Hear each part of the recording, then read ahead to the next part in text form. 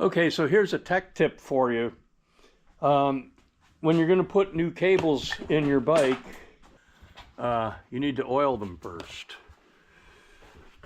Okay, so here's the end of the cable up here on my shelf, and it's hanging here. So what I do is I take my oil can and I put several drops of oil in the cable up here at the top. All right, and that cable is now hanging. I'm going to back up so you can see it. So there's a lot of junk in the background, but anyway, that cable is hanging there, and so I leave it hang there for a little while. In this case, it's been hanging there about an hour.